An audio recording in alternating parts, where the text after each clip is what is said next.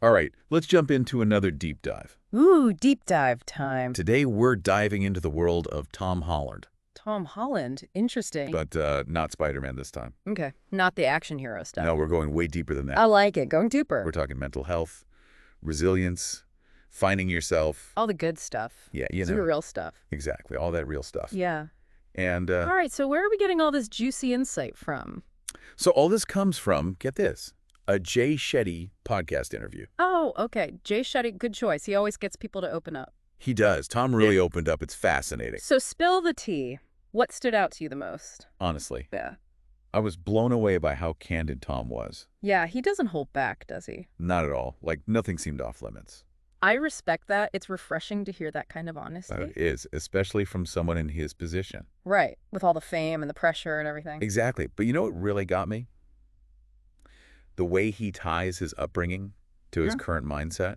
Ah, the nature versus nurture debate. Kind of, but more like how his childhood shaped how he handles, everything. Makes sense. Our early experiences lay the groundwork for how we view the world. Exactly. So what was it about his upbringing that was so influential?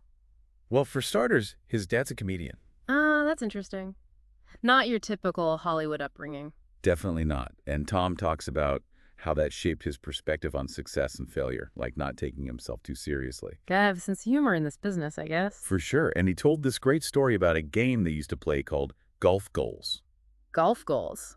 What's that? So basically, his dad would give him and his brothers money for hitting golf balls into this park goal, like a little challenge. Ah, I see. Making it fun, building that positive association. Yeah. And Tom said it wasn't even really about the money. It was more about his dad instilling this love for the game. Smart parenting right there, sneaking in life lessons through a fun activity. Totally. Teaching him to enjoy the process, embrace those challenges, and, celebrate the wins. I love that the wins, no matter how small, they all matter.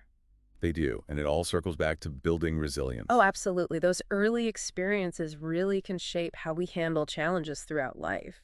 It's like learning to bounce back from a bad shot in golf can prepare you for those metaphorical bad shots life throws at you. Such a great analogy. And you know what else impressed me about Tom?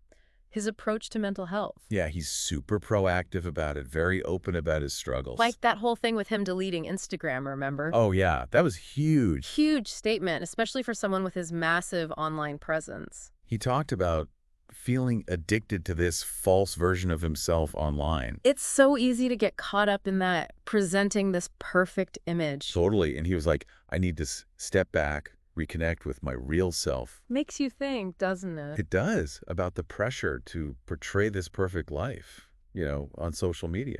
It's exhausting, honestly, and can really mess with your sense of self. And remember all the backlash he got when he first took that break? Oh, I remember. The media went crazy with speculation. Like, just because he was prioritizing his mental health. It's sad, isn't it? How taking a step back from social media is often seen as a sign of weakness. It really highlights the stigma around mental health, which Tom is actively trying to change. He's a great advocate for normalizing the conversation around mental health. Absolutely. And it ties into his work on The Crowded Room, which delves into these complex mental health themes. Speaking of making conscious choices, let's talk about his decision to take a year off from acting. Whoa, a whole year. At the peak of his career. Yeah, can you imagine? He basically said, Hollywood, see you later, I need a break. He even joked about needing to learn basic adulting skills, like how to pay bills. That's hilarious and relatable, let's be honest. So relatable, it shows he's grounded, despite all the fame. And it makes you wonder, what did he learn during that time off? What did he discover about himself that he might have missed if he had just kept going nonstop? It's a good question. Maybe we'll find out as we dive deeper into the interview. I'm definitely curious to hear his reflections on that year. But first, how about we take a quick break? We'll be right back to unpack more of Tom's insights. Sounds good. Can't wait to dive back in. All right, we'll be right back. All right, so where were we? We're about to dive into Tom's year off, remember? Oh, yeah, stepping away from it all. And what he learned about himself. Yeah, let's get into that. Okay, so one thing he talks about is this idea of, learning to be present. Being present, that's huge. Yeah, being fully engaged in those simple moments. Like what kind of simple moments? He mentions, paying a bill. Oh, okay. Or spending time in nature, just, appreciating those everyday things. Yeah, finding those little pockets of peace. Exactly. And it seems like that break really allowed him to reconnect with himself on a deeper level. To kind of step out of the Hollywood bubble and just be Tom. Yeah, just be a regular person for a while. And speaking of nature, remember that story he told about the whale encounter? Oh, yeah, while diving with his brother. That's crazy. A whale encounter. He said it was this, like, profound moment, you know. I bet that's a once-in-a-lifetime experience. Totally. He said it left him speechless for hours. Wow, speechless. Like, just in awe of nature and its power. It puts things in perspective, doesn't it? It really does. And for Tom, that connection with nature seems to be a recurring theme. It's like his way of grounding himself. Yeah, and it's not just about grand encounters with whales. It's also about finding peace in the everyday.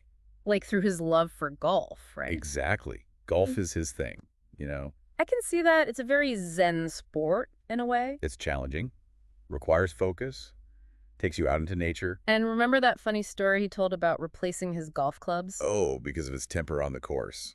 He's got a bit of a competitive streak, doesn't he? He does, but it's all in good fun, I think. Yeah, it's good to have a little fire. It humanizes him, right? Like, he's not this perfect, untouchable celebrity. Totally. It shows he's just like us, working on himself, trying to be better. And speaking of working on himself, Yeah.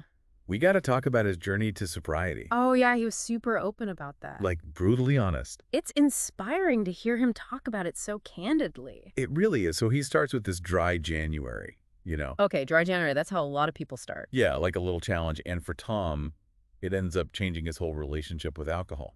It's amazing how something that starts as a temporary thing can have such a lasting impact. It's like it clicked for him, you know? Yeah, like a shift in perspective. He realized alcohol was affecting his sleep, his mental clarity, just like his overall well-being. And he had the courage to admit it to himself and to the world. Which is huge, especially in a culture where drinking is so normalized.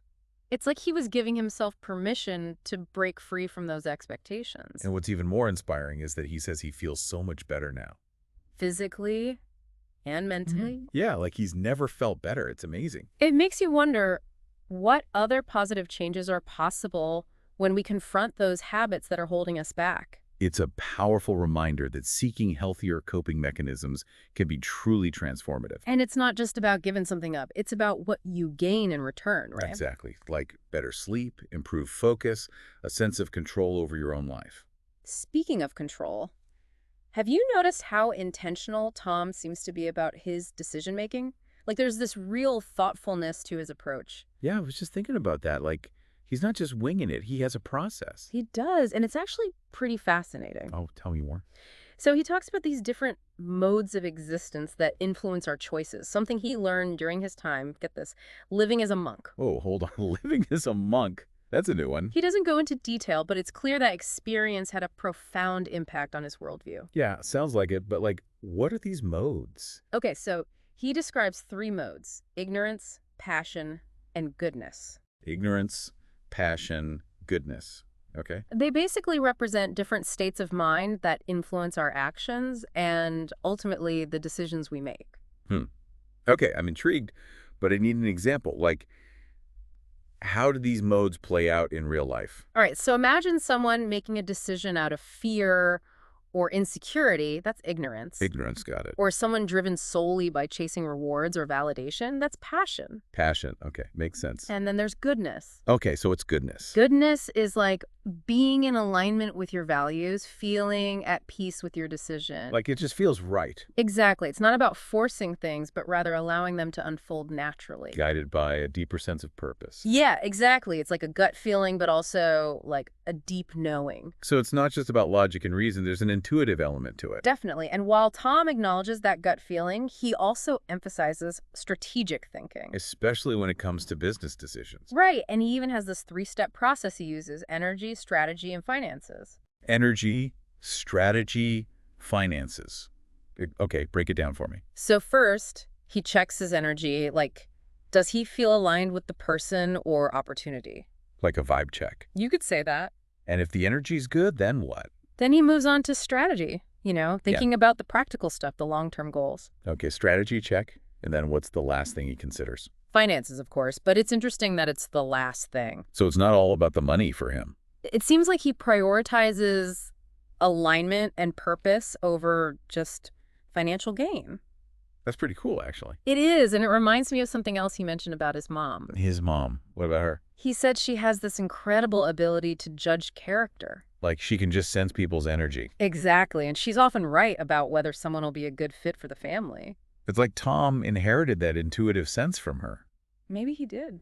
It's wild how these things, like energy and intuition, can play such a big role in our decisions. Yeah, it's not always about logic and analysis. Sometimes you gotta trust your gut.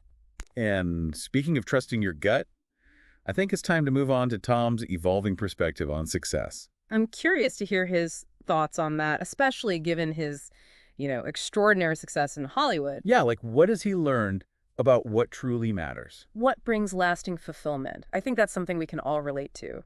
Totally, it's a question we're all grappling with. All right, so let's dive into that. Yeah, let's see what Tom has to say about finding meaning and purpose in a world that often feels very superficial. So Tom's evolving perspective on success, huh?